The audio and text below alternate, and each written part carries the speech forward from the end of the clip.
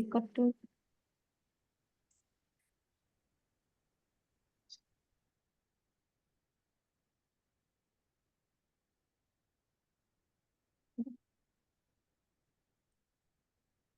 Oke. Bismillahirrahmanirrahim. Assalamualaikum warahmatullahi wabarakatuh. Rabbi srohli sadri wa yassirli amri wahlul 'uqdatam min lisani yafqahu qawli. Selamat pagi serta Zuminar. Salam sehat dan bahagia selalu untuk kita semuanya. Alhamdulillahirabbil alamin. Pagi hari ini Sabtu 19 April 2025 kita bertemu kembali dalam Zuminar seri yang ketiga, yang insya Allah di sini kita akan belajar dan diskusi bersama mengenai lingkungan ya sebagai ekosistem bagi kehidupan kita semua. Saya ucapkan selamat datang ya pada Zuminar kali ini dengan tema dari Jogja untuk Bumi. Nah, jadi untuk Zuminar kali ini kita dalam rangka Hari Bumi 2025, di mana kita memang harus memperlakukan bumi itu dengan baik agar bumi bukan hanya berlangsung baik untuk generasi kita, tapi juga untuk generasi mendatang. Jadi seminar ini nanti bertujuan sebagai edukasi ya, dan alhamdulillah pada kesempatan kali ini nanti akan bisa praktik bersama, di mana saya sendiri dari Yogyakarta ya, insya Allah mengajak warga Yogyakarta untuk bersama dalam menghadapi permasalahan lingkungan, khususnya mengenai sampah yang setiap hari kita hasilkan. Kemudian sudah hadir di sini ya narasumber kita Ibu Dwi Hastuti dari Ekoenzim Nusantara untuk wilayah Yogyakarta. Ya, Ibu, selamat pagi Ibu Dwi Hastuti. Selamat pagi, Assalamualaikum warahmatullahi wabarakatuh. Waalaikumsalam warahmatullahi wabarakatuh. Bagaimana kabarnya, Bu? Sehatnya? Alhamdulillah sehat. Ya. Sebelumnya saya izin untuk share biodata dari Ibu Dwi Hastuti ini. Ibu panggilannya apa ya, Bu? Bu Dwi. Oh, Bu Dwi, oh ya. Iya. Jadi ini saya share profilnya untuk Ibu Dwi Hastuti ini. Eh, Beliau ini lahir di Magetan 23 Agustus tahun 1964. Masya Allah, masih produktif sekali ya, Ibu ya. Kemudian untuk Masya Allah. domisilinya tinggalnya di Jalan Nakulan, nomor 9 Sompilan, Donoharjo, Ngaglik, Sleman. Kemudian untuk aktivitas sehari-hari sekarang karena sudah purna ya Bu ya, Ibu ibu rumah tangga dan sekaligus pegiat ekoenzim ya, jadi relawan ekoenzim Nusantara.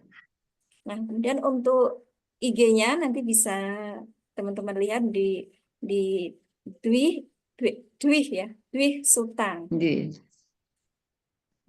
Ini sedikit biodata dari Ibu Dwi, nanti bisa ditambahkan ya Ibu Dwi. Kemudian tanpa memperpanjang waktu, ya, mungkin pada kesempatan kali ini saya persilahkan kepada Ibu Dwi Hastuti untuk mengenalkan atau memberitahu kepada kita semua mengenai ekoenzim itu apa, kemudian bagaimana sih cara yang benar untuk membuatnya itu seperti apa. Monggo Ibu, saya persilahkan. Oke, baik. Terima kasih Ibu waktu yang diberikan kepada saya. Assalamualaikum warahmatullahi wabarakatuh.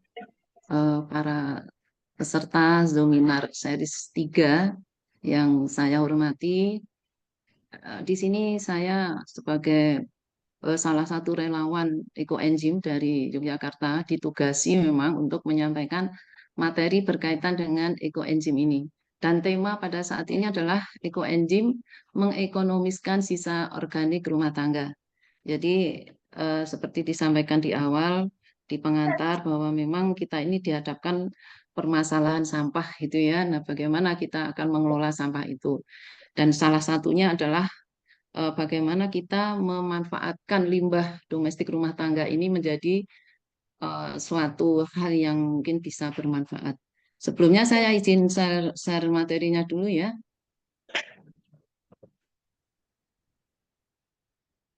Baik, saya langsung saja untuk menyingkat waktu yang berkaitan dengan ekoenzim ini.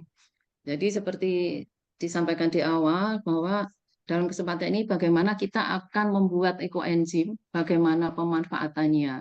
Jadi dalam kesempatan ini nanti akan kami sampaikan apa itu ekoenzim dan mengapa kok ekoenzim. Kemudian bagaimana cara membuat ekoenzim itu. Kemudian eh, ada semacam resep modifikasi ekoenzim gitu ya, karena ekoenzim ini sebenarnya suatu cairan yang memiliki banyak manfaat. Kemudian yang kelima nanti akan saya sampaikan mengenai manfaat ekoenzim sendiri. Jadi ekoenzim itu adalah merupakan suatu cairan alami serbaguna yang merupakan hasil fermentasi dari komposisi ya campuran antara gula, kemudian sisa buah atau sayuran dan air. Jadi kalau kita bicara sisa, tentunya itu hal yang sudah tidak dimanfaatkan gitu ya, atau kita sebut dengan limbah gitu ya, atau sampah gitu kan. Namun demikian, memang kita manfaatkan sampah ini untuk membuat suatu ekoenzim yang memiliki manfaat. Jadi perbandingannya untuk rumus membuat ekoenzim itu gula itu satu bagian, kemudian sisa buah itu tiga bagian, kemudian air itu 10, ya, 10 bagian. Nah, nanti bagaimana membuatnya akan saya sampaikan lebih lanjut. Nah, kemudian sebelumnya kita lihat di sini ya, sisa buah atau sayuran itu bisa bermacam-macam.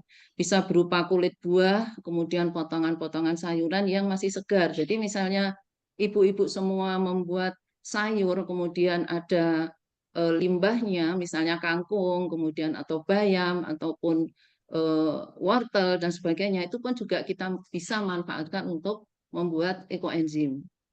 Nah, kemudian karena ini sifatnya adalah fermentasi, maka diperlukan waktu. Waktu untuk membuat ekoenzim itu selama 3 bulan. Jika di wilayah tropis, kita kan negara tropis ya, sehingga cukup 3 bulan. Namun demikian jika di negara subtropis itu memerlukan waktu yang cukup yang lebih, bisa sampai 6 bulan. Dan hasil akhirnya itu bisa macam-macam aroma maupun warna karena tergantung dari bahan organik yang digunakan dan gula yang digunakan. Jadi ada yang warnanya hitam itu cenderung kalau kita menggunakan molase. Kalau kita lihat gambar di sini warnanya lebih cerah itu dimungkin itu adalah dari gula. Gulanya pun bermacam-macam ya, bisa dari gula merah tebu ataupun gula Jawa ataupun gula aren gitu kan. Kita menyesuaikan yang ada di lingkungan kita. Nah, kemudian kita juga harus mengenal sebenarnya ekoenzim itu dikenalkan oleh siapa gitu nggih. Jadi kalau kita lihat bahwa ekoenzim itu dikembangkan kalau ditemukan oleh seorang dokter, beliau adalah pendiri dari Asosiasi Pertanian Organik di Thailand yaitu Dr. Rosukan. Dan beliau melakukan penelitian ekoenzim ini tidak dalam waktu yang singkat. Jadi beliau melakukan itu selama 30 tahun. Yang akhirnya menemukan formula 1, 3, 10 gitu ya. Nah, dan kita tentu patut bersyukur ya atas penemuan ini. Kemudian ekoenzim itu kemudian diperkenalkan secara lebih luas oleh seorang peneliti dari Penang, Malaysia, yaitu Dr. Jun. Nah, ini juga suatu tokoh yang sangat luar biasa di dalam dunia ekoenzim ini. Nah, kemudian eh, mengapa kita kok ekoenzim? Tadi di awal percakapan Bu Melani dengan itu selain ekoenzim pernah membuat kompos, mungkin pupuk organik cair dan sebagainya. Nah, dalam kesempatan ini kenapa kita kok ekoenzim? Nah, kita perlu melihat kondisi di lingkungan kita. Tadi disinggung juga di awal tentang persampahan. Jadi sebenarnya permasalahan yang kita hadapi saat ini adalah sampah. Jadi sampah itu suatu hal yang eh, sangat banyak ya, sangat banyak kita lihat sehari-hari. Dan tentu sampah itu berasal dari kita sendiri sebenarnya. Siapa sih penghasil sampah itu? Kan tentu kita sendiri ya. Baik di level rumah tangga maupun industri ataupun perkantoran dan sebagainya. Sehingga kita yang berkecimpung sehari-hari tentu juga harus bertanggung jawab bagaimana mengelola sampah ini. Jadi kalau kita lihat di sini permasalahan sampah yang kita lihat itu banyak hal. Jadi ada pembuangan sampah ilegal. Ini saya ambil di daerah di suatu pegunungan ini sebenarnya. Kemudian ada yang dibuang begitu saja ke sungai, kemudian ada yang ditaruh begitu saja di pinggir jalan, seperti yang kita lihat kalau pagi-pagi coba ibu berjalan dari Sleman ke kota itu kita bisa lihat tuh kanan kiri jalan itu banyak sampah, dia bungkus kantong plastik ditaruh begitu saja. Nah ini suatu apa ya perilaku yang mungkin perlu eh, kita sosialisasikan bagaimana sebenarnya mengelola sampah itu. Kemudian adanya kebakaran sampah. Kalau kebakaran sampah itu bisa sengaja dan bisa tidak disengaja ya. Bisa disengaja mungkin karena orang usil gitu ya membakar sampah. Tapi kalau memang tidak sengaja itu biasanya terjadi di TPA-TPA itu. Karena kalau kita lihat di TPA itu sebenarnya yang harus dibuang ke TPA itu adalah residunya. Namun demikian yang kita lihat di TPA itu banyak sekali macam aneka sampah ya sehingga di beberapa lokasi TPA sampah itu di sekitarnya menimbulkan bau yang tidak sedap dan bahkan eh, akan terjadi ledakan di TPA itu sendiri. Kenapa bisa terjadi ledakan? Karena di situ terjadi pembusukan dari berbagai macam sampah, ini sampah organik juga sangat banyak sekali, dan dia akan menghasilkan gas metana. Nah, gas metana inilah yang merupakan salah satu gas yang sangat mudah terbakar. Dan juga gas metana ini merupakan salah satu gas rumah kaca yang menyebabkan terjadinya pemanasan global. Nah, itu kalau yang terjadi di TPA. Kemudian di sisi lain ada terjadi pembakaran sampah, mungkin di lingkungan kita gitu ya masih terjadi adanya pembakaran sampah. Nah, inilah perilaku-perilaku masyarakat yang memang harus kita perhatikan dan ini merupakan suatu habit gitu saya kira dan eh, memang kita kalau bicara di tingkat tapak itu akan sangat ada sedikit kendala atau permasalahan ya bagaimana mengubah perilaku atau habit masyarakat yang bagaimana kita harus berperilaku ramah lingkungan begitu eh, dengan memanfaatkan sampah-sampah yang ada di sekitar kita. Kemudian, nah ini saya tampilkan beberapa ini kita lihat nih hasil karya kita hari ini gitu ya. Jadi ini ada sampah coba kita lihat sampahnya seperti ini. Nah, ini sebenarnya siapa yang menghasilkan ini? Kan kita semua ini. Jadi kita juga harus bertanggung jawab bagaimana mengurangi sampah itu. Nah, kemudian ini saya ingin menampilkan sedikit kondisi pengelolaan sampah yang ada di Indonesia. Jadi kalau kita lihat, ini sumbernya dari Kementerian Lingkungan Hidup dan Kehutanan di tahun 2023. Kita lihat bahwa timbulan sampah itu di seluruh Indonesia ini sangat luar biasa, 33 juta ton per tahun. Nah, kemudian dari sekian sampah ini dikurangan atau pengurangan sampah itu baru sekitar 14%. Kemudian penanganan sampah baru 49. Jadi kalau kita lihat sampah yang terkelola itu 64%, kemudian yang tidak terkelola itu 35%. Nah, biasanya ini kalau kita bicara sampah, pengurangan sampah dan penanganan sampah, kalau penanganan sampah ini biasanya sudah ranahnya pemerintah sudah campur tangan di sini. Kalau kita sebagai masyarakat itu ada di dalam pengurangan sampah itu. Nah, kemudian kalau kita lihat posisi ya, posisi komposisi sampah ini. Ini juga data dari Kementerian LHK. Kita lihat bahwa komposisi sampah ini tahun 2022. Ini banyak macamnya. Di sini ada kertas, ada plastik, ada kain, ada karet, dan sebagainya. Dan ternyata sisa makanan itu paling dominan, yaitu 41 sekian persen. Dan kalau kita rinci sumber sampahnya, itu ternyata paling tinggi adalah sampah rumah tangga. Nah, 38,28%. Jadi inilah kita harus berangkat bagaimana pengurangan sampah di level rumah tangga. Nah, ini sedikit gambaran kalau di Sleman kondisinya seperti ini, nggih. Jadi total sampah Jogja per hari itu di Sleman itu mencapai 360 ton per hari. Ini sangat luar biasa datanya ini. Ini diambil dari Kabupaten Sleman.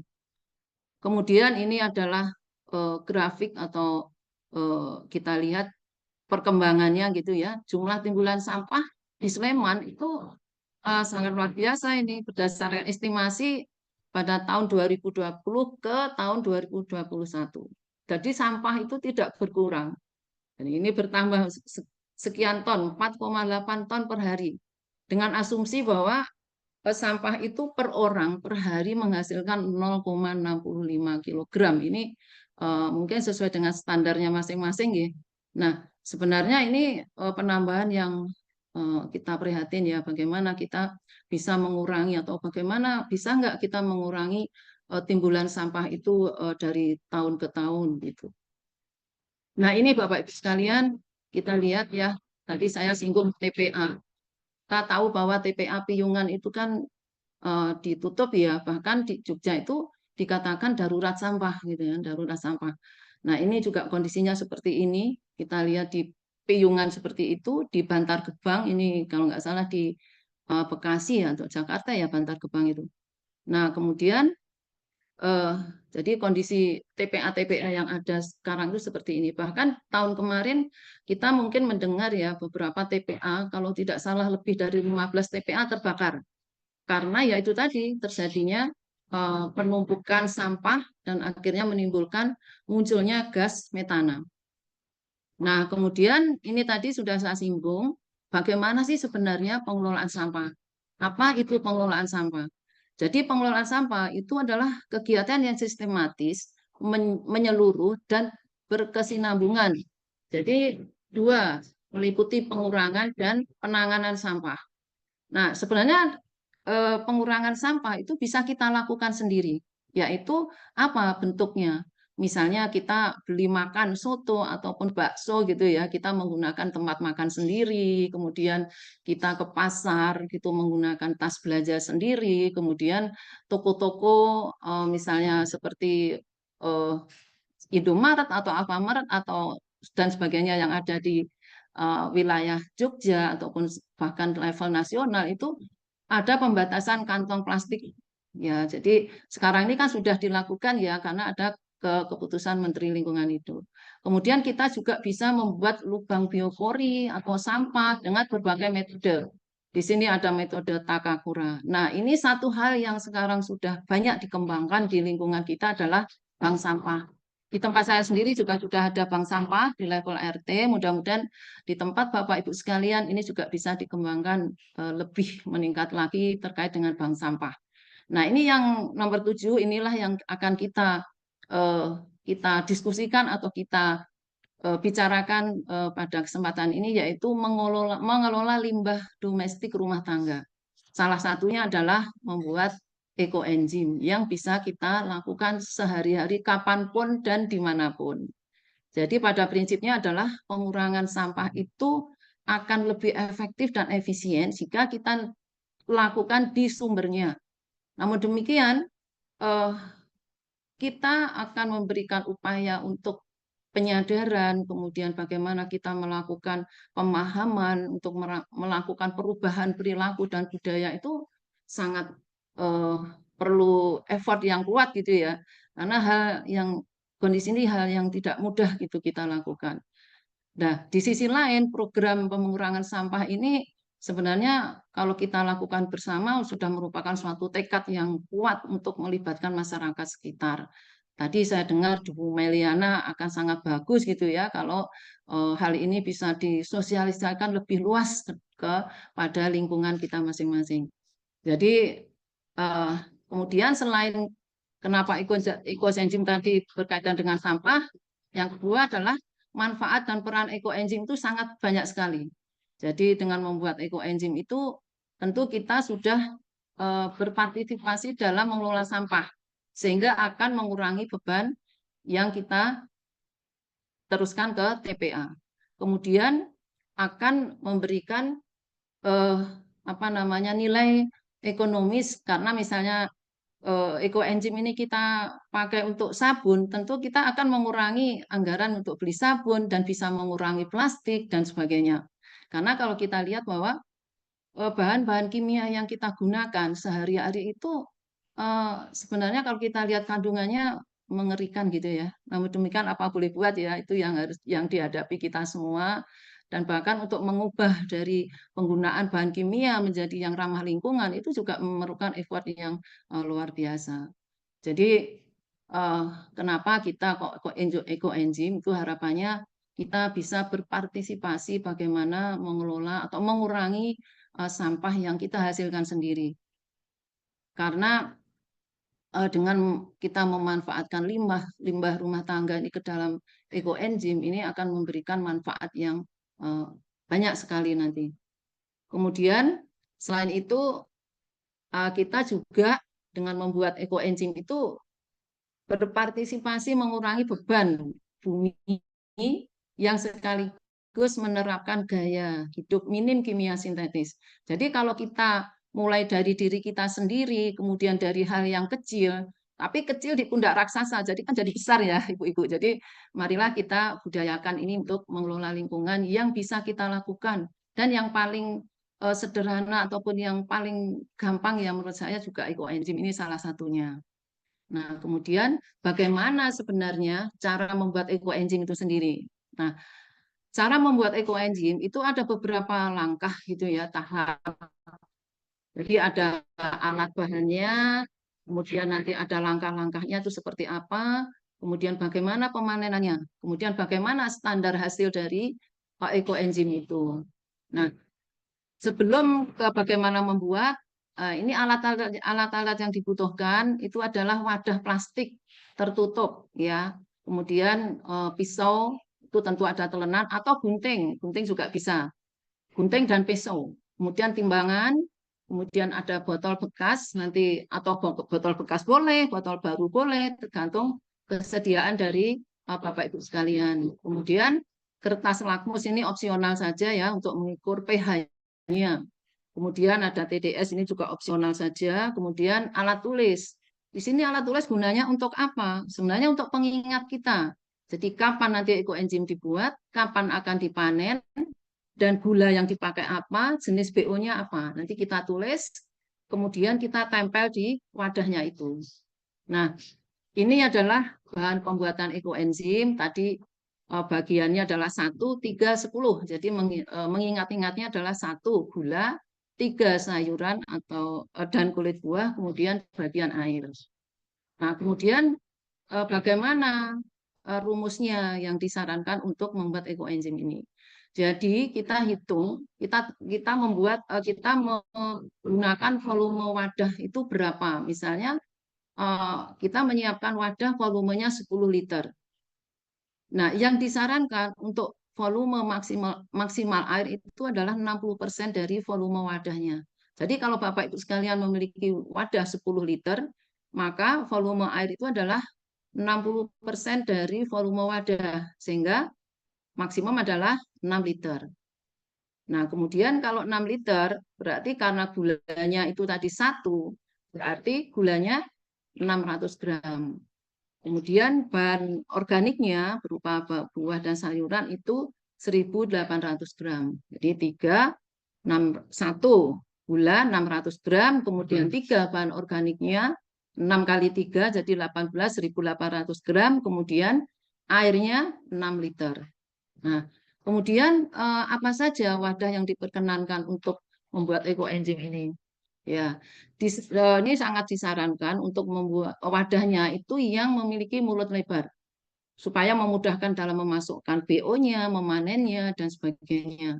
Dan tidak disarankan wadah yang memiliki mulut kecil dan dari kaca atau dari logam. Kalau dari kaca nanti bisa dimungkinkan pecah karena dalam proses fermentasi itu akan menghasilkan gas di bulan pertama atau minggu pertama, minggu kedua itu akan muncul gas. Kemudian kalau logam itu nanti akan mudah karatan. Kalau wadahnya sempit itu akan rentan meledak juga dan sulit kita mengeluarkan bahan organik. Nah, kemudian air yang bisa digunakan itu bermacam-macam ya.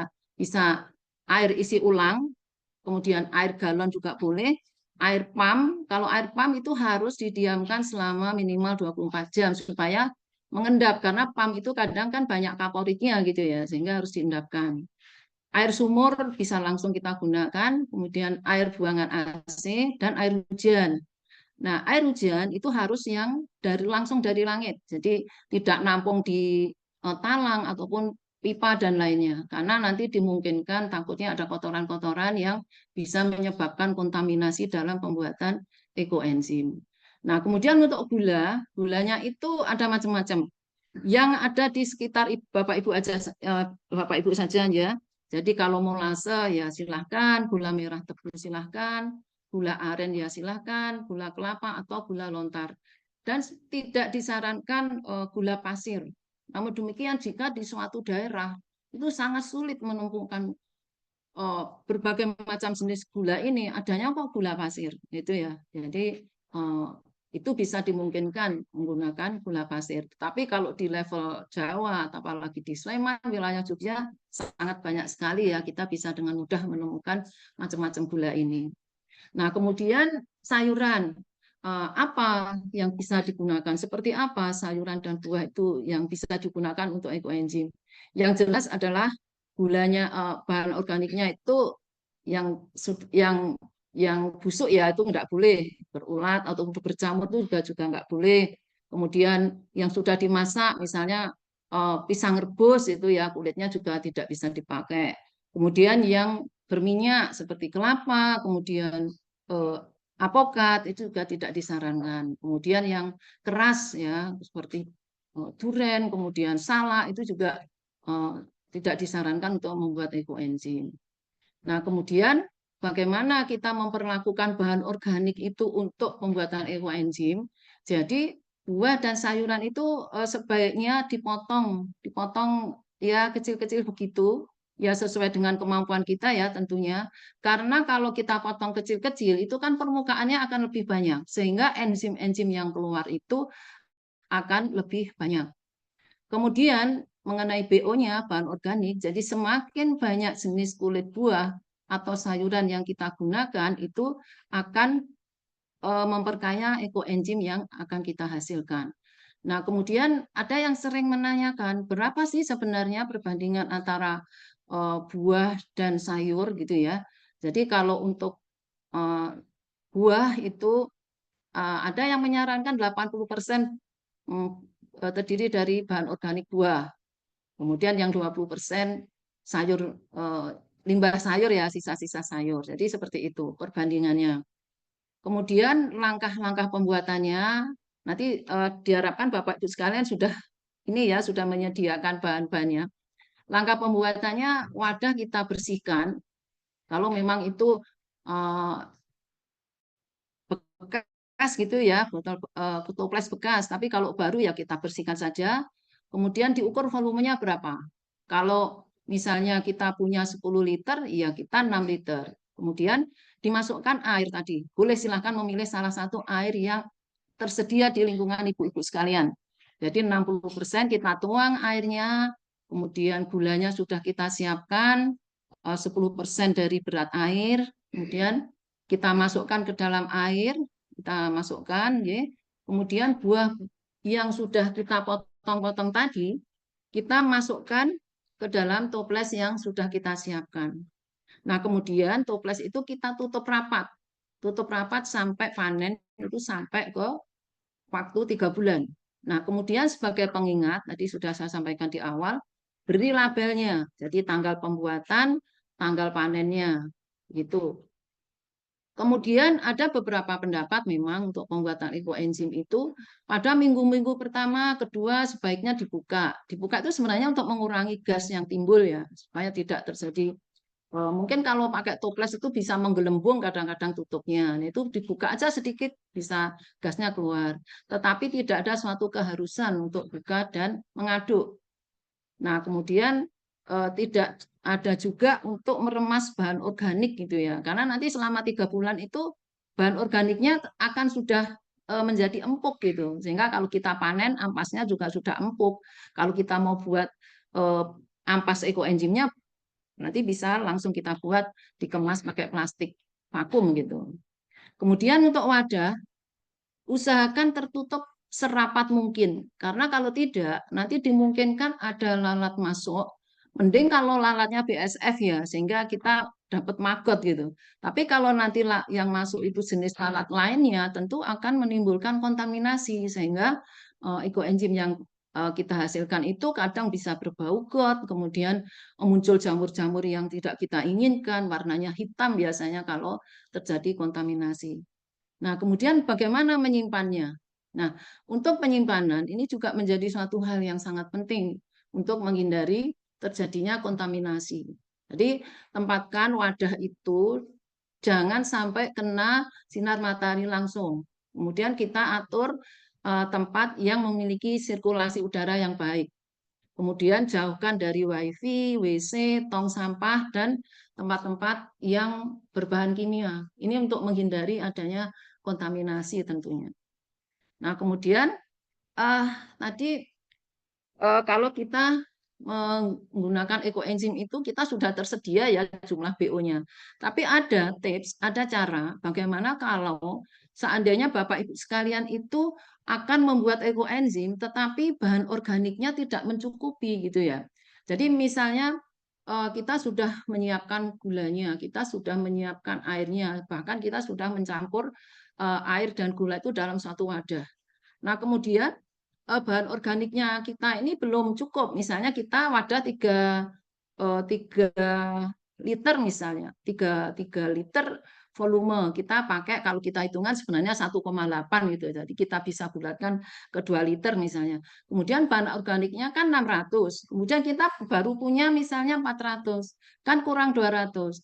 Sehingga yang 400 itu boleh dimasukkan ya, dimasukkan dulu, kemudian dicatat tanggal berapa memasukkan, kemudian berapa jumlahnya. Artinya itu dicicil gitu ya, cicilan pertama. Kemudian nanti Ibu atau Bapak Ibu sekalian besoknya itu baru mendapat 100 gram misalnya. Nah, besoknya masukkan lagi, ditulis lagi.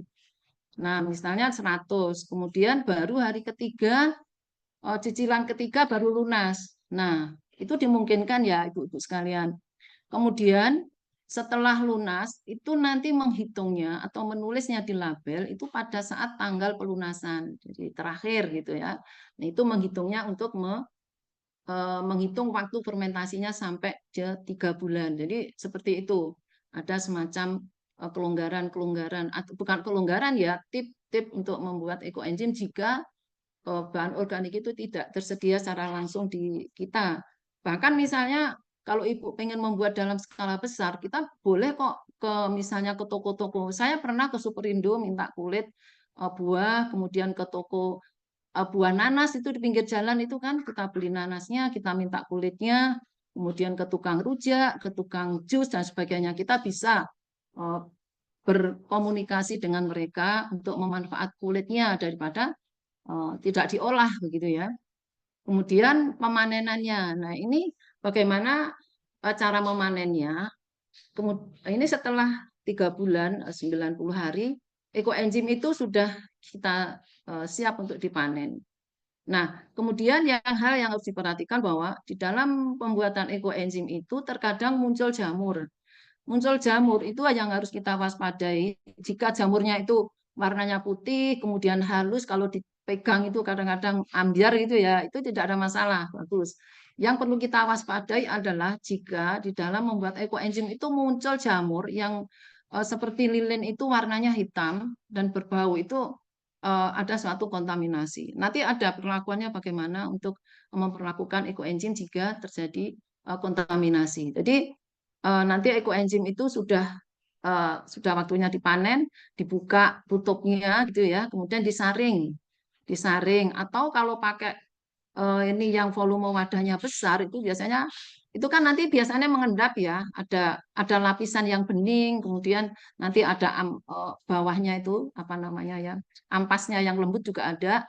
Ada yang model pakai selang gitu ya untuk mengambil carian-carian yang bening gitu, kemudian baru nanti terakhir disaring.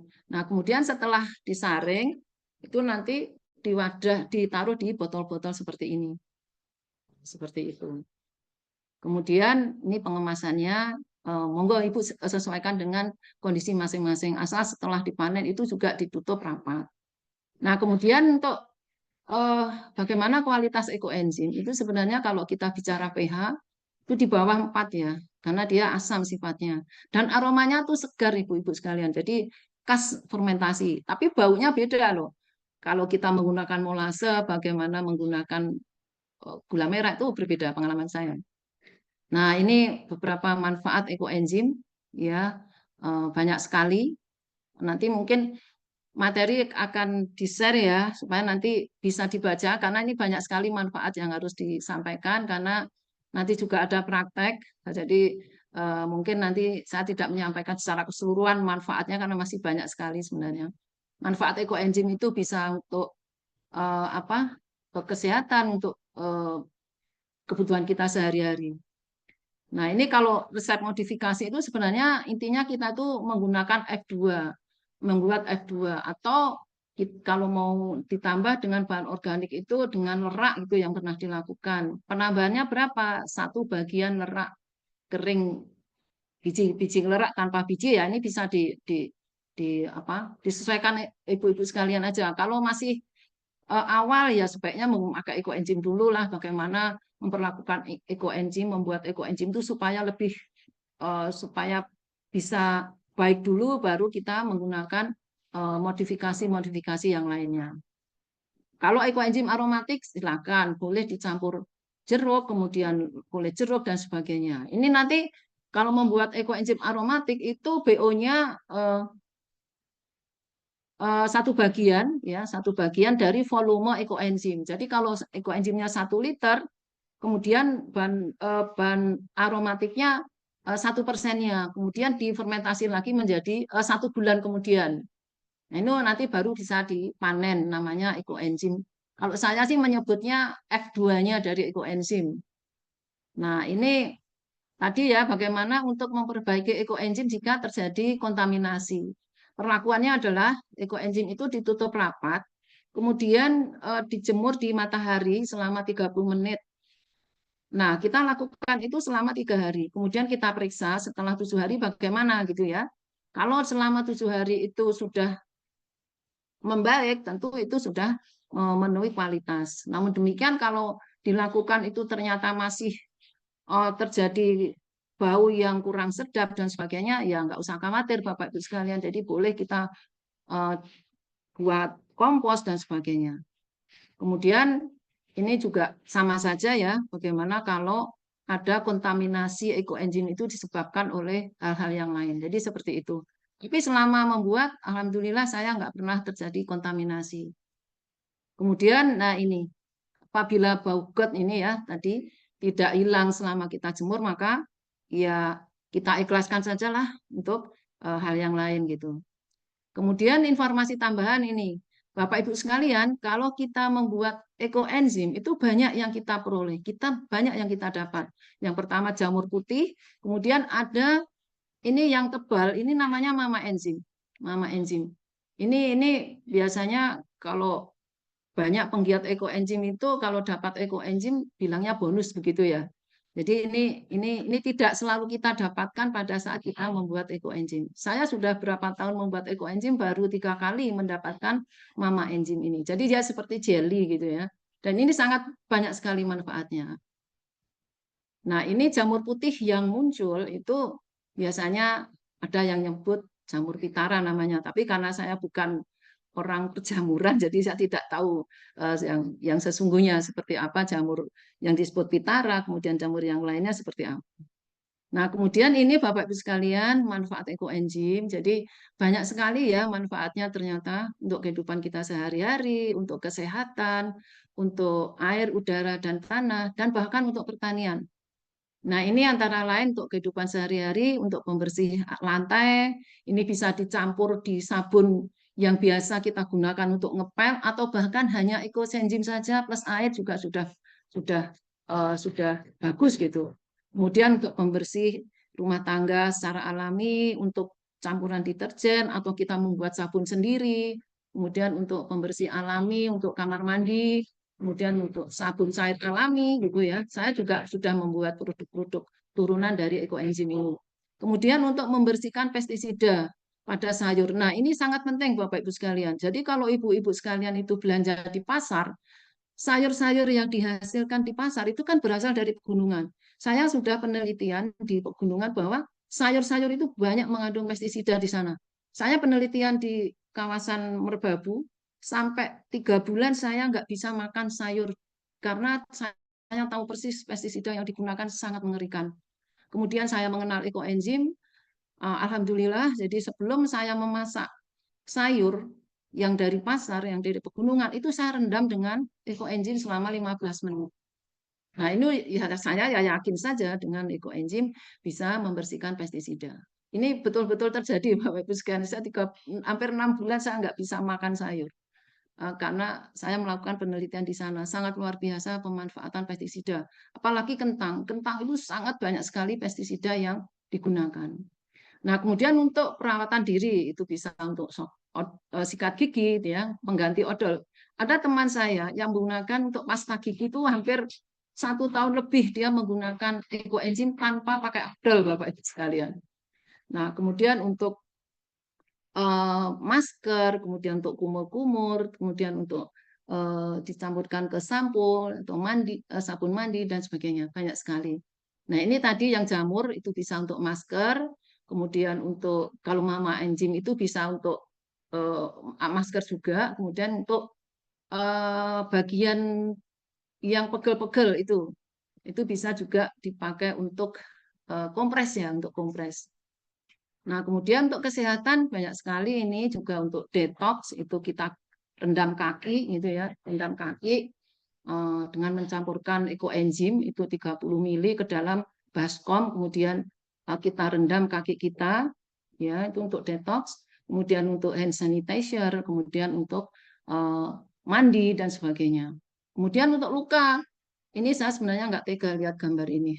Nah, ini untuk luka ya, Bapak Ibu sekalian, disemprot-semprot begitu. Nah, ini juga untuk apa? Untuk mengurangi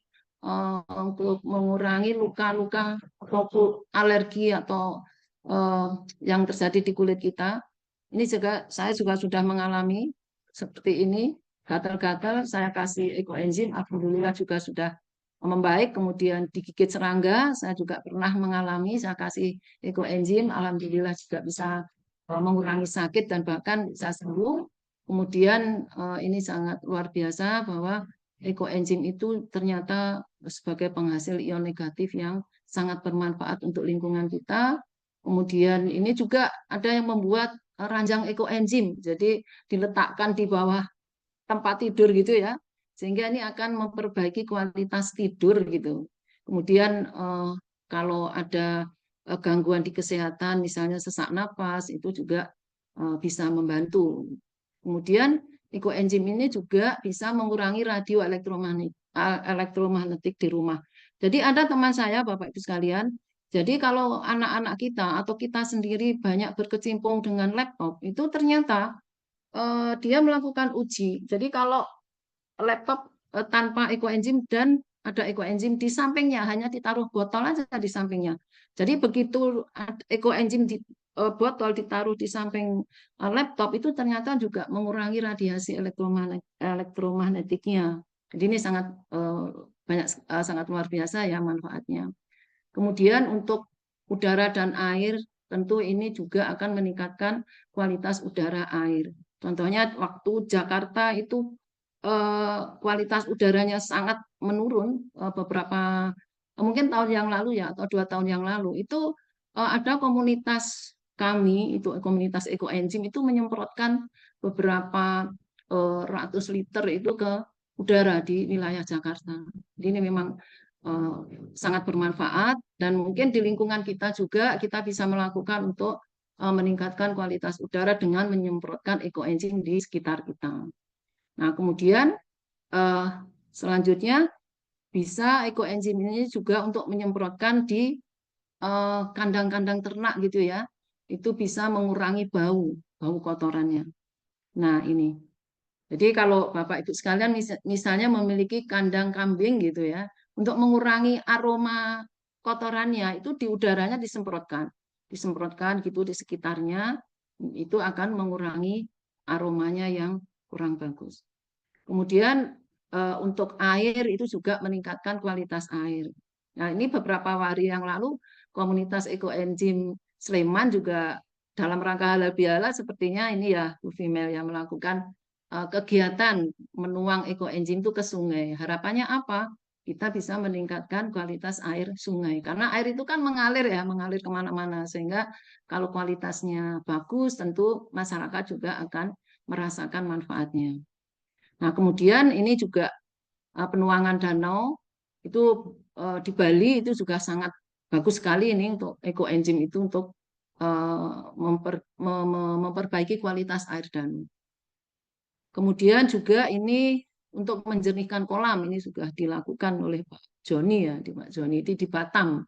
Ini kalau kita lihat eh, rasio untuk menuang air di kolam itu 1 dibanding 50.000 hingga 1 mili ekoenzim dibanding 100.000 mililiter. Jadi sebenarnya sangat sedikit sekali ya untuk menggunakan ekoenzim ini untuk penjernihan kolam. Jadi ini sebelumnya dan sesudahnya kita bisa lihat manfaatnya. Kemudian untuk tanah dan pertanian, nah ini juga bisa meningkatkan kesuburan dan juga bisa mengurangi hama-hama yang ada. Kemudian juga di pertanian, ini juga bisa kita tuang ekoenzim itu ke lahan pertanian. Kemudian ini kita bisa lihat tanaman yang menggunakan ekoenzim dan yang tidak menggunakan ekoenzim. Bisa untuk pupuk langsung dan juga untuk pestisida. Perbandingannya adalah 1 mili dibanding 1 liter. Jadi 1 mili ekoenzim airnya 1.000 mili. Jadi sangat kecil sekali. Nah, ini Bapak Ibu sekalian ada takaran ekoenzim untuk penggunaan sehari-hari. Ini sebagai contoh ya, misalnya untuk mencuci piring. Nah, ini perbandingannya adalah 1 ekoenzim, 1 sabun, kemudian 5 atau 10 air.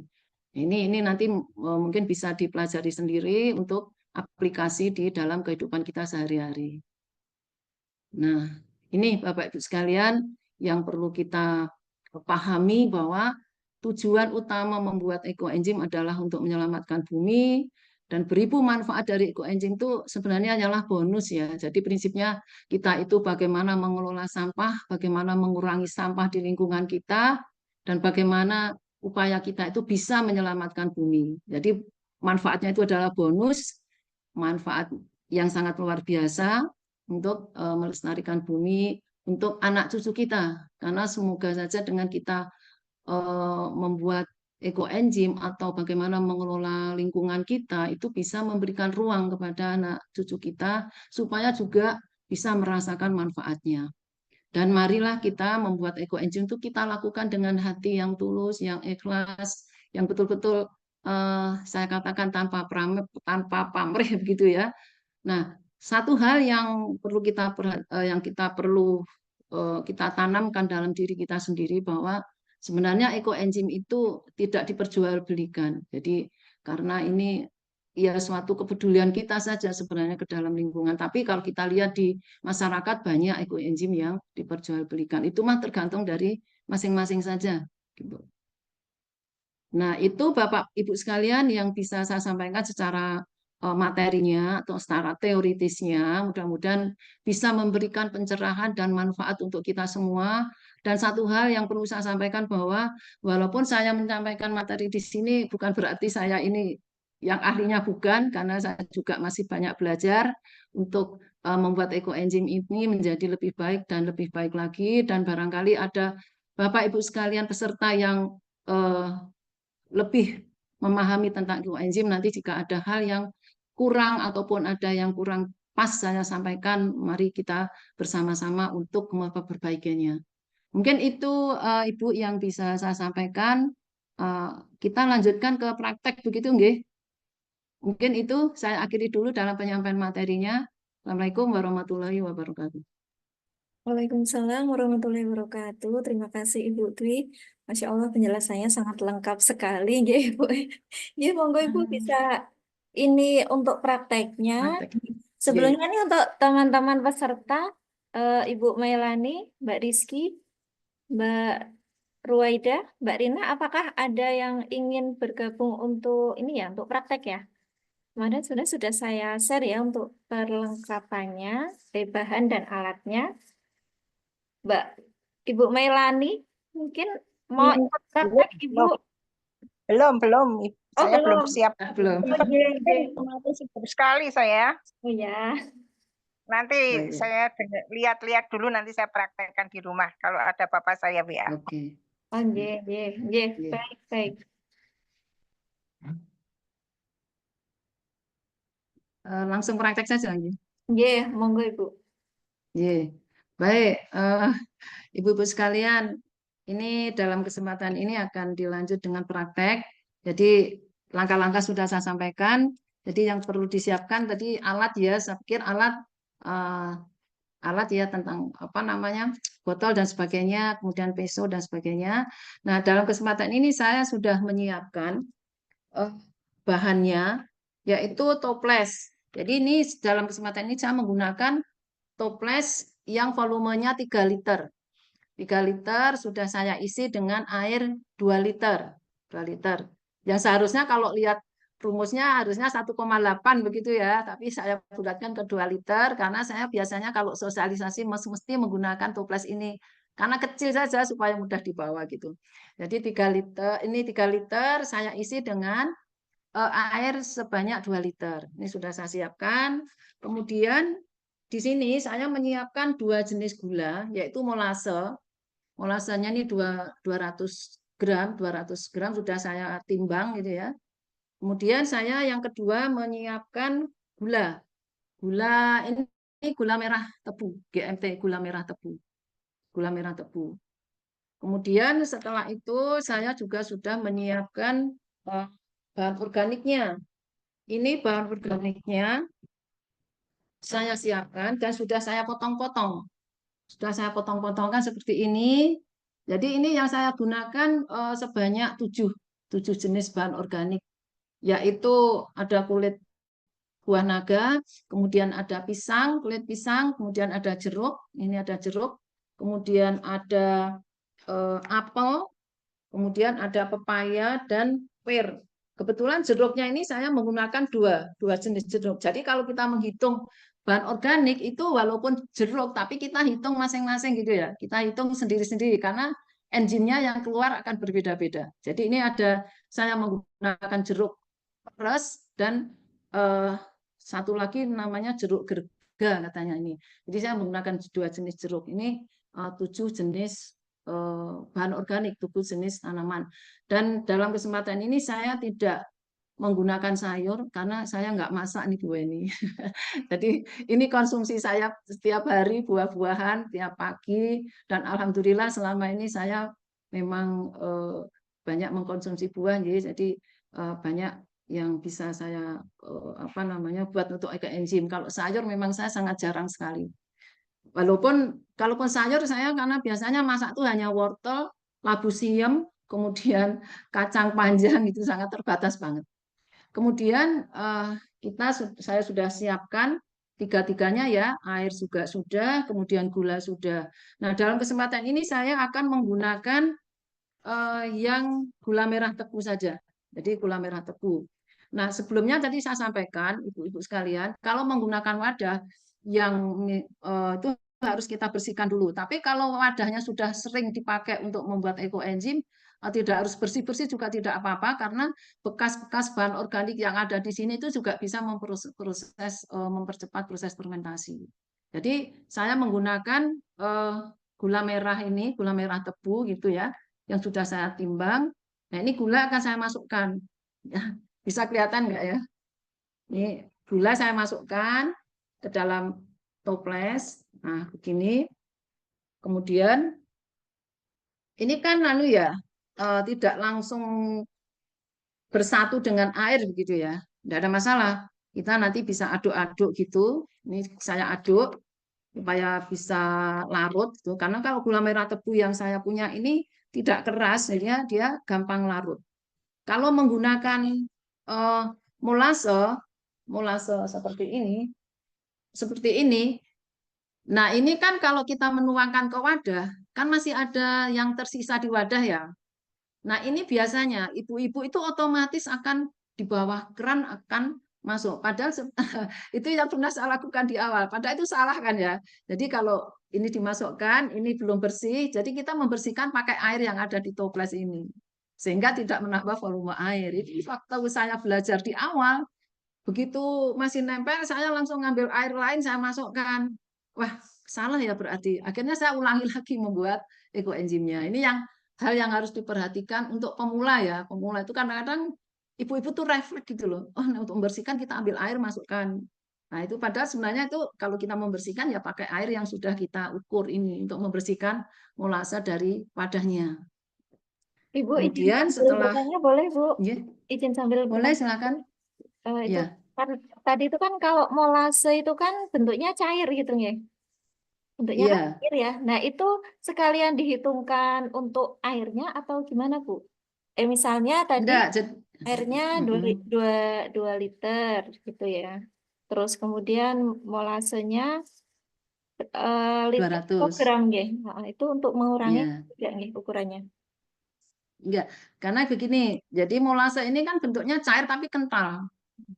Molase yang bagus itu tingkat kekentalannya tinggi. Namun saya pernah beli molase itu di toko pertanian itu encer banget, encer sekali. Beda dengan molase yang saya beli ini. Saya beli langsung. Jadi di tempat yang ya lebih bagus gitu, ini sangat kental sekali. Jadi tidak ya kalau 200 gram ya kita timbang ininya molasenya 200 gram. Karena cair ya bentuknya kita masukkan. Nah, maksud saya untuk membersihkan sisa-sisa molase yang ada di wadah, kita mengambilnya airnya dari yang air yang sudah kita ukur gitu ya, dari ini. Untuk membersihkan saja kita masukkan lagi gitu. Memang molase itu sangat bermacam-macam. Ada yang kalau kita beli itu ada yang cair banget, ada yang kental. Tapi kita tentu dalam memilih bahan itu kalau bisa ya yang bagus gitu ya. Ini. Kemudian untuk buahnya tadi ya perlu saya ulangi lagi bahwa buahnya itu tidak boleh yang busuk ya, tidak boleh yang busuk, kemudian tidak boleh yang berulat, yang berjamur jika tidak boleh, kemudian yang matang juga tidak boleh. Nah, kemudian setelah air dan gula ini kita campur, kemudian kita masukkan masukkan kulit buahnya ini ke dalam toples yang sudah kita siapkan seperti ini. Kita masukkan sampai dengan habis gitu ya. Kita masukkan itu sampai selesai. Nah, kemudian setelah bahan organiknya itu habis, kita selesai kita masukkan semuanya. Tadi kan disampaikan tidak ada kewajiban untuk mengaduk gitu ya. Tapi saya memang mantapnya diaduk gitu ya. Lebih mantapnya saya aduk begini. Setelah itu kemudian kita tutup rapat. Nah, kita tutup rapat. Nah, seperti ini kita tutup rapat. Kemudian setelah kita tutup rapat, sebagai pengingat kita tulis dalam suatu kertas atau kita label, kita beri label gitu ya. Kita label tanggal pembuatannya berapa, ditulis tanggal pembuatannya berapa, tanggal berapa, kemudian tanggal panennya berapa, tanggal berapa. Kalau kita hari ini menggunakan membuat ekoenzim berarti kan bulan April, Mei, Juni, Juli. Berarti Juli kan baru panen, tanggal 19. Kemudian kalau saya tulis gula, jenis gulanya apa? Jenis gulanya misalnya saya menggunakan gula merah tebu, saya tulis gula merah tebu. Kemudian airnya, jenis airnya menggunakan apa? Ini kebetulan saya menggunakan air AC. Tadi saya kok lihat di luar ada air AC, karena salah satu yang direkomendasi air AC ya. Ini saya menggunakan air AC. Tadi saya tulis di label sini, jenis airnya air AC begitu. Kemudian bahan organiknya. Bahan organiknya apa saja? Saya tulis di label sini.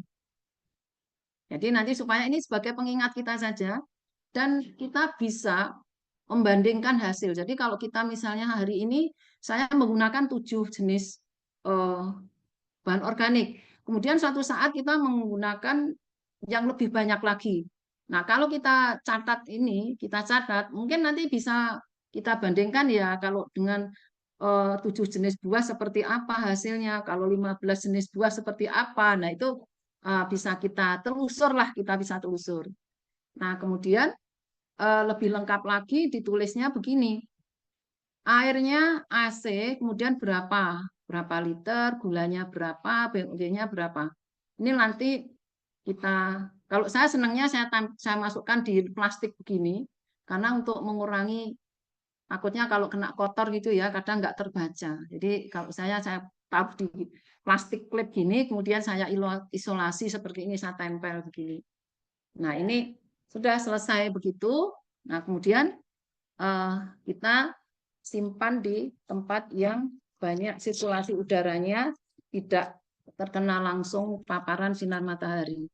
Jadi seperti itu. Sebenarnya sangat simpel sekali ya membuat ekoenzim ini dan sangat banyak sekali manfaatnya. Nah, kemudian jika menggunakan toples, misalnya Bapak Ibu sekalian memiliki toples bekas es krim, itu kan lebih lebar ya mulutnya, lebih lebar. Namun demikian itu kadang tutupnya ini kurang kenceng kalau pakai yang es krim itu.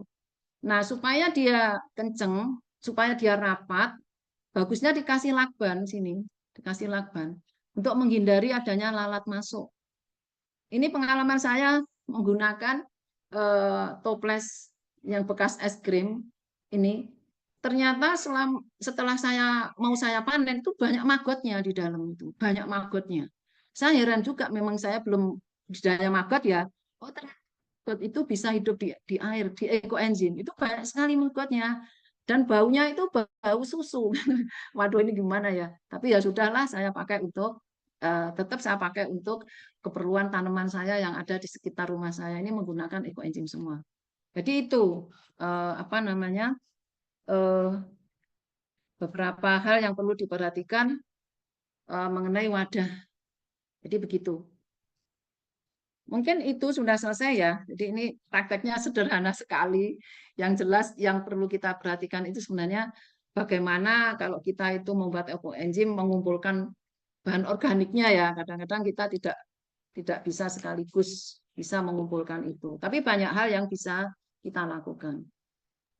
Mungkin itu Bu Weni. Mungkin ada hal yang ini. Mungkin Bu Female ada tambahan. Mungkin ada yang kurang yang saya sampaikan. Atau yang lain monggo.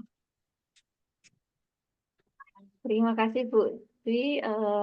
Ini ada Ibu Iya. Vimelia juga dari Ekoenzim Nusantara ya untuk wilayah Sleman. Monggo Ibu Female, mungkin ada yang akan ditambahkan. Oh ya, terima kasih banyak Bu Weni, Bu Dwi. Assalamualaikum warahmatullahi wabarakatuh, Ibu-ibu semuanya. Terima kasih. Waalaikumsalam. Rasanya sudah cukup ya yang disampaikan sama Bu Dwi, sudah cukup lengkap. Hanya mungkin memang yang perlu digarisbawahi tadi sebenarnya sudah disampaikan oleh Bu Dwi bahwa tujuan utama kita membuat ekoenzim adalah untuk dalam rangka menyelamatkan sampah organik ya. Jadi sebelum jadi sampah sebenarnya kalau kami di ekoenzim tidak menggunakan istilah sampah tapi menggunakan namanya bahan organik. Jadi daripada kulit buah yang biasa kita makan itu terbuang, nah sebelum dibuang jadi sampah, silahkan kita gunakan untuk kita buat menjadi sesuatu yang bermanfaat ya, menjadi ekoenzim gitu. Jadi monggo ibu-ibu bisa bikin sendiri di rumah karena bahannya sangat mudah, ada di depan mata kita sendiri ya. Tadi kalau memang tidak cukup buahnya bisa dicicil, tadi sudah dijelaskan oleh Bu Dwi teknik mencicilnya. Jadi hari ini mungkin cuma makan pisang sama jeruk mungkin ya. Cuma ada kulit pisang sama jeruk. Nah, ditimbang saja Bu. Ada mungkin dapatnya cuma 100 gram. Ya sudah nanti disimpan dulu atau mau langsung dibikin tapi nanti dicicil besoknya ditambahkan lagi gitu. Jadi sangat mudah, sangat simpel sekali. Ibu-ibu membuatnya nanti 3 bulan kita bisa merasakan manfaat yang luar biasa daripada ekoenzim tersebut gitu. Monggo nanti kalau memang ada yang kurang jelas bisa ditanyakan di sini. Silakan dilanjutkan Bu Weni. Terima kasih. Terima kasih Ibu Female. Jadi, baik teman-teman semuanya, ini barusan bergabung ini ya, ada bapak-bapak ini ya, Pak Cahyo dari Oh, ada bapak-bapak. baru Iya. bergabung. Oke. Mungkin barangkali ada yang mau ditanyakan ya teman-teman semuanya. Saya boleh tanya, Mbak? Iya, Ibu? iya, ya, monggo Ibu Melani. Ini saya kan baru ya, ini jadi masih cari informasi terus. Contohnya untuk pembelian seperti molase, gula merah tebu itu di mana ya untuk di Jogja ini?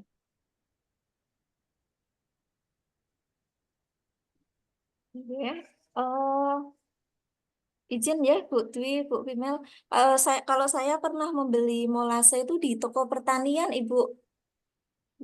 Mungkin Oh, ada referensi lain. Tapi ya itu Betul. kekentalannya mungkin beda ya. Kalau saya lihat tidak seperti yang tempatnya Bu Dwi, kekentalannya itu sepertinya agak agak cair gitu. Mm-mm. Iya. Boleh Bu, kalau Iya. memang Ibu membutuhkan, silakan kontak ke kami, ke Bu Dwi, ke saya juga bisa untuk membeli molase yang baik. Karena kita memang membelinya langsung dari Madukismo sebenarnya di daerah Bantul ya Bu ya. Nah itu ada memang Iya. dia, tapi memang kita harus belinya dalam jumlah besar kalau di sana. Jadi kalau mau yang perlu yang cukup sedikit, silakan kontak kami atau di pertanian asal dilihat aja, asal konsistensinya cukup kental gitu. Banyak kok toko pertanian yang memang menjual yang kualitasnya cukup baik. Cuman saya juga nggak hafal karena memang sudah kami di dusun kami di desa kami memang ada koperasi kita lah, ibu-ibu udah membeli langsung di Madukismo, terus memang kita jual lah gitu untuk kebutuhan kita sendiri juga sih. kalau boleh tahu berapa Ibu harganya, Bu? Satu botolnya kalau nggak salah 14.000 ya. Saya lupa Satu, sekarang berapa. Saya lupa sekarang berapa. karena saya pernah Empat kalau nggak salah 2 di liter daerah. satu botol aqua yang 2 Oh liter iya. itu Bu. Nggih. Oke. Karena saya tuh pernah juga lihat di daerah Gunung Sempu ya, Bu. Ya itu ada jual molase gitu, tapi kan jauh sekali Bu dari rumah. Mau ke sana. Iya, Iya, iya, iya. Oke, monggo Ibu oke. kalau memang Iya. mau bisa nanti kontak Bu Dwi atau saya, silakan. Iya. Kalau gula merah tebunya Iya. juga sama Ibu, bisa. Oh, enggak ya, kalau gula merah tebu saya belum tahu ini. Saya biasanya beli online malah Bu.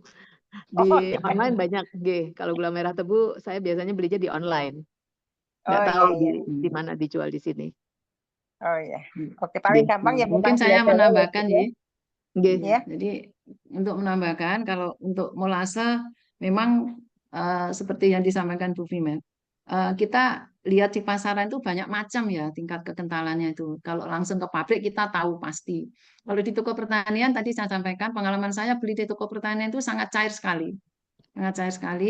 Karena saya terpaksa kemarin itu beli karena habis persediaan saya molase dan biasanya saya beli itu memang dalam jerigen besar ada minimal 30 liter gitu.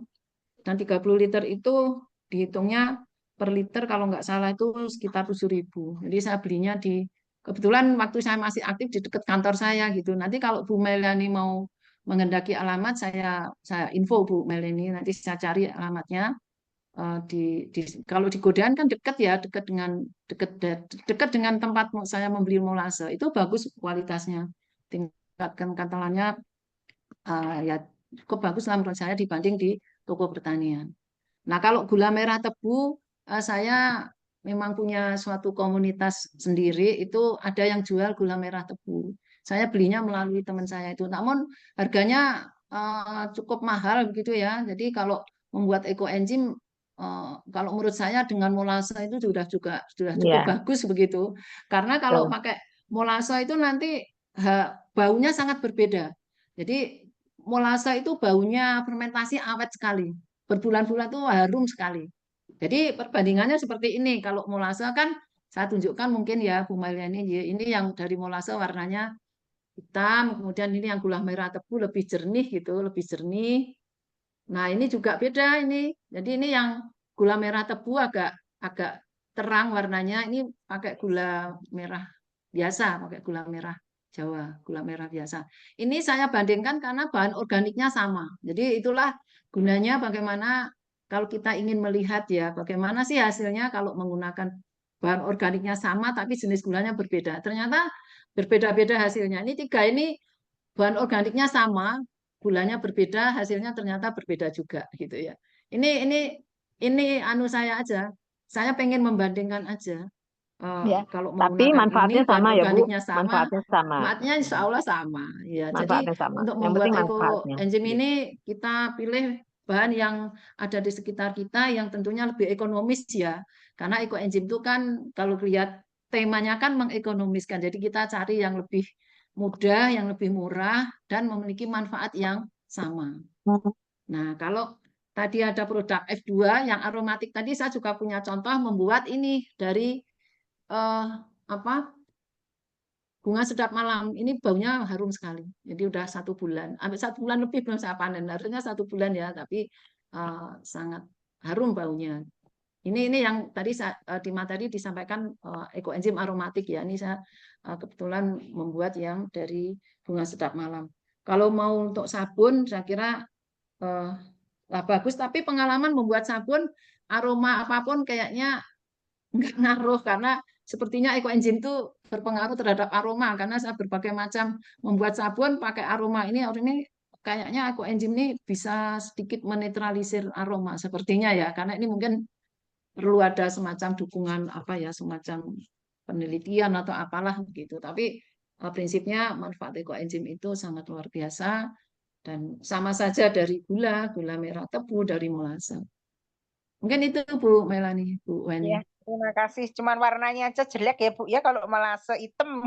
Iya, Iya, tapi betul Bu. baunya harum Bu, harum. Iya. Harumnya awet ini. Baunya awet apa namanya? Warnanya lama-lama pun juga akan menjadi bening juga karena ada endapan-endapan ekoenzim itu. Iya. Terima kasih Bu. Sama-sama. Oke. Terima kasih Ibu Dwi, Ibu Female untuk penjelasannya ini. Sudah oke ya Ibu Melanie? Ya, Ibu, terima kasih. Ada Nanti yang kalau saya butuh, saya WA aja. iya. Jangan silakan. Teman-teman yang lain, apakah ada yang mau ditanyakan? Ada yang mau bertanya? Mungkin saya nyambung pertanyaan lagi, boleh ya Ibu ya dari saya sendiri ya. Iya, monggo. Kalau saya pernah dengar ini ekoenzim ini tidak ada masa kadaluarsa gitu ya Bu ya. Jadi Betul. mungkin bisa digunakan terus. Iya. Iya. Jadi kalau kita bicara kadaluarsa selama ini yang menurut pengalaman saya juga, saya sudah membuat ekoenzim ini kan hampir 4 tahun ya. Dan ada satu ekoenzim yang tidak saya buka selama 4 tahun itu. Dan ternyata juga baunya bagus, bau fermentasinya bagus, kemudian warnanya itu semakin jernih. Dan kalau menurut saya ini juga bisa tahan lama. Hanya satu hal yang barangkali diperhatikan dalam penyimpanan. Jadi kalau kita menyimpannya atau menutupnya tidak rapat, ini kan dimungkinkan ada kontaminasi ya, sehingga dimungkinkan kalau menutupnya itu tidak rapat atau kita sudah membuka, kemudian kita lupa nutup beberapa lama, kemudian kita baru tutup, itu kan sangat dimungkinkan adanya kontaminasi. Dan itu juga bisa mempengaruhi dari sisi bau dan warna. Nanti baunya akan menjadi seperti got. Ini saya juga pernah saya menggunakan hari-hari untuk pertanian. Ternyata setelah ada beberapa botol, mungkin saya nutupnya kurang rapat gitu, sehingga saya buka lagi baunya sudah bau seperti got gitu ya. Kemudian setelah saya cek, oh memang saya yang memperlakukannya kurang bagus sehingga menutupnya. Tapi pada prinsipnya sebenarnya tidak ada semacam kadaluarsanya kapan gitu. Karena semakin lama itu saya lihat yang 4 tahun saya tidak buka itu ternyata masih bagus juga, masih bagus. Jadi memang bagaimana kita memperlakukan ekoenzim itu supaya kalau nutup yang rapat dan sebagainya. Jadi prinsipnya tidak ada kadaluarsanya sih begitu. Gitu Bu Weni. Mungkin Bu Female. Menambahkan sedikit Bu, menambahkan sedikit. Iya. Izin. Iya. Kalau mengenai expired date, betul sekali bahwa ekoenzim itu tidak memiliki expired date atau kadaluarsa ya. Jadi justru ada penelitian yang menyebutkan bahwa semakin tua semakin lama ya, semakin lama umurnya ekoenzim tersebut, maka itu semakin banyak manfaatnya, semakin bermanfaat karena ekoenzim itu terus berproses. Jadi dia terus melakukan fermentasi lah, begitu, terus melakukan fermentasi meskipun sudah tidak ada kulit buahnya lagi, sudah dipanen, itu dia akan terus berproses. Jadi akan menghasilkan yang namanya metabolit sekunder. Nah, ini bermanfaat untuk sebagai antibakteri, Bu. Jadi ada Dr. Sukon sebagai penemunya ekoenzim tersebut. Beliau malah punya ekoenzim yang sudah berusia 10 tahun lebih gitu. Nah, itu para petani-petani di Thailand itu digunakan untuk mengobati luka-luka dan terus juga untuk supaya dia meletakkan bahan ini hasil pertaniannya itu di atas kepala, dan kemudian itu jadi ditambahkan dengan ekoenzim itu malah jadi lebih kuat gitu katanya, seperti itu. Jadi ekoenzim yang berusia lebih panjang itu lebih justru malah manfaatnya atau khasiatnya untuk kesehatan terutama itu malah lebih baik. Itu aja sih. Satu lagi saya ingin menambahkan, mungkin tadi Bu Dwi juga sudah menyampaikan kenapa sih ekoenzim ini memang bermanfaat, karena tadi berasal dari kulit buah. Nah, kulit buah-buahan seperti mungkin Bapak sudah mengetahui bahwa di dalam kulit buah itu banyak mengandung enzim-enzim atau zat-zat yang bermanfaat. Nah, justru Tuhan menciptakan dan kitalah yang memanfaatkannya. Makanya kulit buah itu jangan dibuang, tapi kita manfaatkan untuk membuat ekoenzim. Jadi dengan melalui proses fermentasi ini selama 3 bulan, ya, itu enzim-enzim tersebut akan keluar. Dia akan melakukan proses kimiawi lah di dalam kurun waktu 3 bulan tersebut, sehingga jadi menghasilkan zat-zat yang bermanfaat yang sangat kita bisa manfaatkan untuk keperluan-keperluan tadi yang sudah disebutkan manfaatnya gitu. Jadi ya kita sangat bersyukur. Jadi justru itulah bagaimana memang kita bisa memanfaatkan limbah organik kita untuk hal-hal yang memang sangat berguna sekali. Demikian tambahannya Bu Weni, terima kasih. Iya, baik Ibu Female, terima kasih untuk tambahannya. Berarti terkait untuk BO ini harus fresh, harus segar gitu ya Bu ya. Ya, Kalau betul, misalnya harus fresh. diletakkan di kulkas itu Bu, apakah boleh Bu? Kalau misalnya dibakar, mungkin kemarin baru sedikit, terus ditambahan lagi gitu, apakah akan berkurang khasiatnya atau bagaimana gitu? Iya, kalau mengenai ada yang memperlakukan seperti itu ya. Jadi bisa dimasukkan ke dalam kulkas gitu. Misalnya hari ini harusnya perlunya 600, kemudian kita baru mendapatkan 200, tapi dimasukkan ke dalam kulkas itu harus sudah ditimbang dulu. Sudah ditimbang dulu, baru dimasukkan ke dalam kulkas. Karena ada pengalaman kalau dimasukkan ke kulkas itu dimungkinkan ada penambahan berat itu. Dan ada pengalaman juga dari teman saya itu kalau dimasukkan ke kulkas itu bisa memperbanyak gas yang muncul gitu ya di dalam proses fermentasi. Dan itu dimungkinkan juga sih disimpan di dalam kulkas, kemudian nanti setelah memenuhi beratnya baru dimasukkan. Tetapi kalau menurut saya rekomendasikan dengan metode yang cicil tadi. Karena begitu dimasukkan ke dalam media, itu kan sudah terjadi ya, proses itu sudah terjadi. Kemudian dimasukkan lagi. Dan perlu diperhatikan juga bahwa di dalam kita mencicil, melakukan mencicil bahan organik itu waktu. Jadi paling direkomendasikan itu selama 2 minggu itu harus sudah lunas, harus sudah memenuhi. Karena apa? Karena selama itu kan proses fermentasi sudah terjadi, sehingga kalau terlalu lama misalnya sampai 1 bulan, padahal itu sudah terjadi fermentasi, sehingga itu sangat disarankan 2 minggu itu waktu yang paling lama untuk melunasi bahan organik itu. Karena kalau dalam proses fermentasi ini kan selama 3 bulan. Jadi pada bulan pertama itu kenapa kok muncul gas itu kan ada fermentasi yang di situ ada menghasilkan alkohol gitu ya. Alkohol. Kemudian setelah bulan pertama sampai ke bulan kedua sampai bulan ketiga itu baru ke proses enzim itu asam, kemudian ke proses enzim buah-buahan itu baru keluar. Nah, dengan berjalannya waktu yang tadi muncul alkohol itu, maka lama-kelamaan proses proses anaerob, karena saya tidak ahli dalam bidang kimia, jadi sampai bulan ketiga itu alkoholnya sudah tidak ada gitu, karena sudah menjadi enzim-enzim yang dihasilkan oleh bahan organik tadi sih. Begitu sih penjelasan dari prosesnya. Tapi saya karena bukan orang kimia, karena saya orang hutan, jadi nggak tahu proses kimia persis seperti itulah kira-kira kenapa proses fermentasi itu. Dan bahkan ada yang mengatakan, "Nggih, mohon maaf saja, ekoenzim itu halal nggak sih?" gitu kan. Nah, itu yang memesalkan seperti itu. Dan ada yang pernah mengukur juga setelah selesai hasil fermentasi, ternyata kandungan alkohol pun juga tidak ada. Tapi ada alat yang mencelupkan begitu ya. Itu saja sih mungkin Bu Female, kalau yang memahami berkaitan dengan prosesnya monggo bisa ditambahkan gitu. Itu Bu Ya, Weni. tadi sudah disampaikan sih. Saya tambahkan sedikit saja. Jadi betul, kenapa memang prosesnya memakan waktu 3 bulan? Karena di bulan pertama dia menghasilkan gas sebenarnya. Jadi makanya ada yang kalau memang membuat ekoenzimnya pakai tutup botol yang mulutnya kecil, itu harus dibuka setiap hari sampai bunyi ces ces supaya gasnya keluar. Nah, bulan kedua menghasilkan asam sebenarnya, menghasilkan asam. Nah, bulan ketiga baru enzimnya baru keluar atau zat-zat yang bermanfaatnya baru keluar. Itulah proses fermentasi.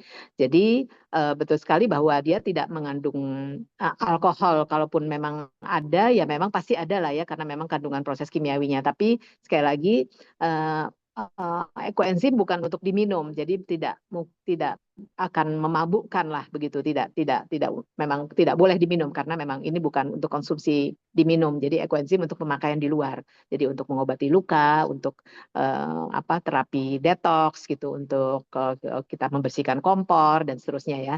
Jadi insya Allah aman. Dan memang kami sudah dari komunitas ekoenzim ini sudah berusaha untuk mencoba mendaftarkan atau membuat seperti daftar di Badan POM begitu ya. Nah, hanya kendalanya ternyata memang tidak bisa karena buah-buahan yang terkandung di dalam pada saat kita membuat ekoenzim itu tidak standar.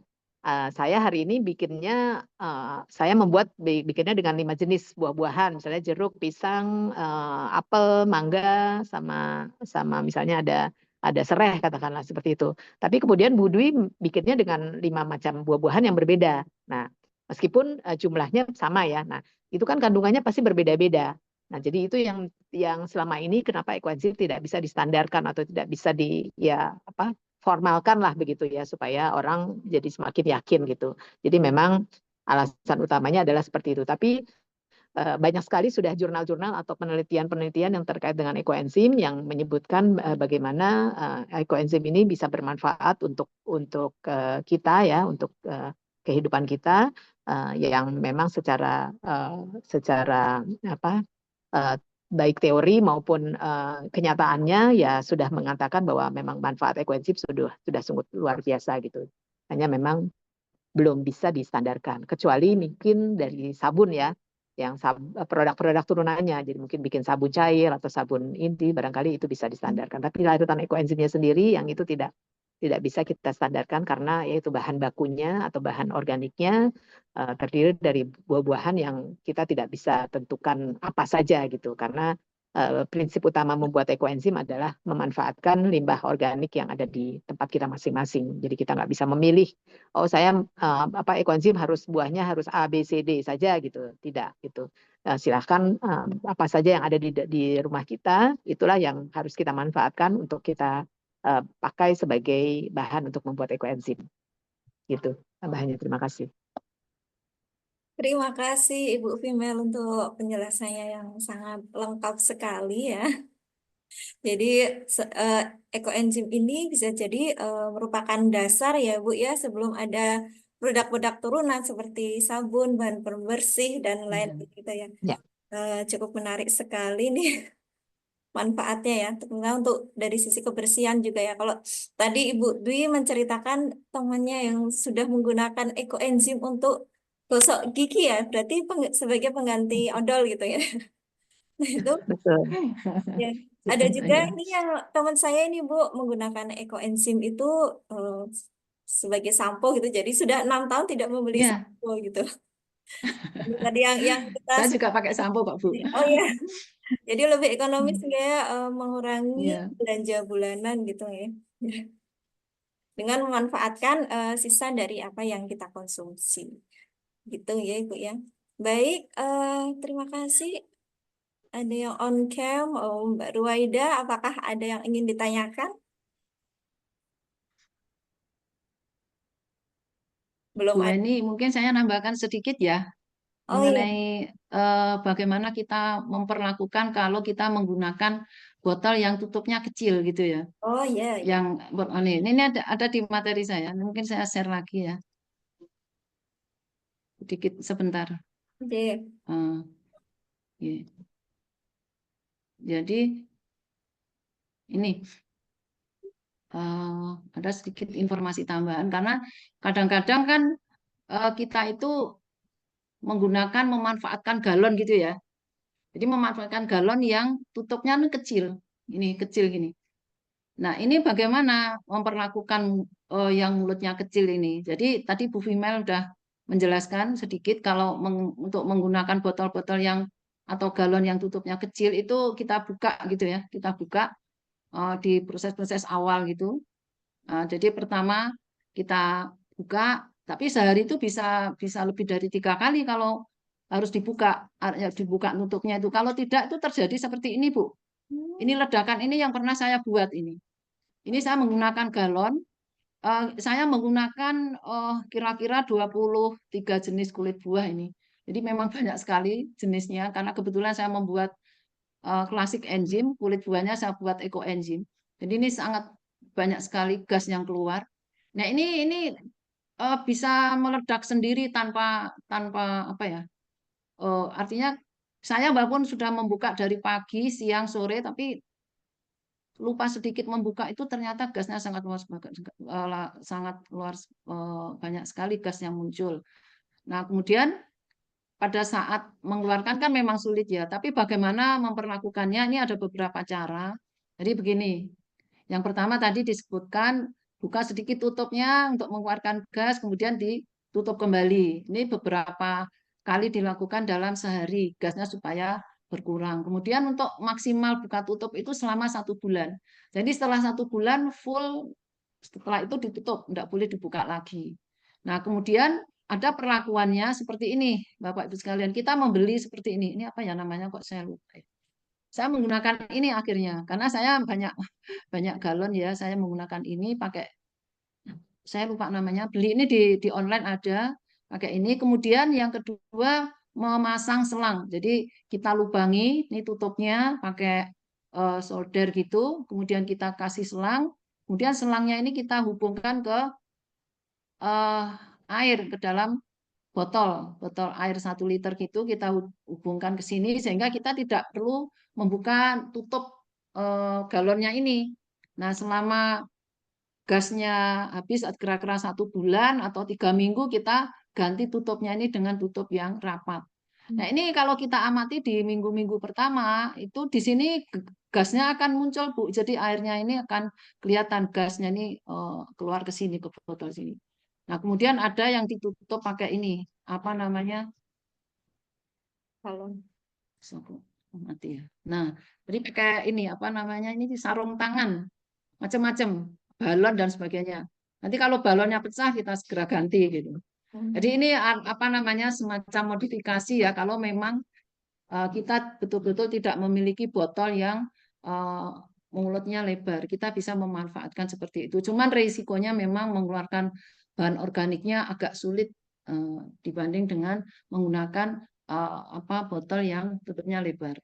Mungkin itu saja tambahannya, tetapi prinsipnya kita mengurangi sampah limbah domestik ini untuk membuat ekoenzim dengan apa yang ada di sekitar kita, baik bahan organiknya, gulanya maupun uh, wadahnya gitu. Mungkin itu saja Bu Weni tambahan dari saya. Terima kasih. ya, terima kasih Bu Dwi. Ya, teman-teman semuanya. Waktu sudah menunjukkan jam 10.45, ini tepat 90 menit ya, karena tadi kita mulainya Oh ya. jam 9:04. Oke. Eh, Sebelum ditutup, Ibu mungkin ada closing statement dari Ibu Dwi atau Ibu Female terkait ekoenzim ini. Ya. Baik, terima kasih Bu Weni. Saya hanya sedikit memberikan semacam closing statement saja. Marilah kita peduli terhadap lingkungan kita dengan memanfaatkan limbah domestik rumah tangga kita untuk membuat sesuatu yang lebih bermanfaat, yaitu mengurangi limbah, terutama limbah organik ini untuk membuat suatu ekoenzim yang bisa bermanfaat untuk lingkungan kita dan tentu juga bisa bermanfaat untuk kita sendiri dalam kehidupan sehari-hari. Dan marilah kita tingkatkan, kita budayakan, kita sebarkan hal-hal yang baik ini berkaitan dengan ekoenzim kepada siapapun, terutama di lingkungan kita. Kita berbuat yang hal kecil, tapi di pundak raksasa akan menjadi besar. Mungkin itu saja. Turun. Masya Allah, terima kasih Ibu Dwi. Oke. Baik, teman-teman semuanya peserta Zoominar ya. Jadi untuk seminar ini ya, seminar kali ini diselenggarakan oleh Rumah Hijau di ekosistem Ibu Pembaru yang merupakan salah satu program inovasi di Ibu Profesional tuh ya. Kemudian bekerja sama dengan Ibu Profesional Yogyakarta sebagai media partner serta didukung oleh Baby Oz Indonesia. Jadi nanti kita setiap sesi ada challenge gitu ya. Untuk challenge kali ini karena temanya mengenai ekoenzim, nanti teman-teman bisa praktek nih. Tadi kan belum ada yang ikut praktek nih ya.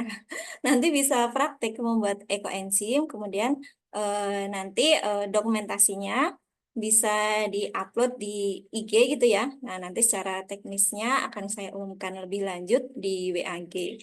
Kemudian nanti untuk pemenang challenge-nya nanti berhak mendapatkan bingkisan produk dari Baby Oz gitu ya. Baby Oz ini salah satu ini ya produsen ramah lingkungan yang ada di Yogyakarta gitu. Baik, semuanya, Alhamdulillahirabbil alamin. Ini untuk seminar seri yang ketiga ini mengenai ekoenzim ini sudah selesai. Eh, Mudah-mudahan ilmu yang kita peroleh hari ini nanti dapat kita praktekkan, kemudian dapat kita sebarluaskan dan nantinya akan menjadi amal jariah untuk kita dan bermanfaat bagi kita dan untuk keberlangsungan bumi yang lebih luas gitu ya. Nah, saya akhiri dari saya cukup sekian. Mohon maaf jika ada kesalahan ya. Saya Weni mohon maaf, pamit undur diri. Sampai jumpa pada seminar sesi selanjutnya di hari Sabtu besok ya. Terima kasih semuanya, Ibu Female, Ibu Dwi. Saya akhiri. Sama-sama. Wassalamualaikum warahmatullahi wabarakatuh. Waalaikumsalam warahmatullahi Assalamualaikum wabarakatuh. warahmatullahi wabarakatuh. Ya, Maaf, izin ya. Ibu dan teman-teman izin Izin saya dulu, ya. tutup ya untuk Zoom-nya. Iya, Terima kasih. monggo. Iya. Terima kasih.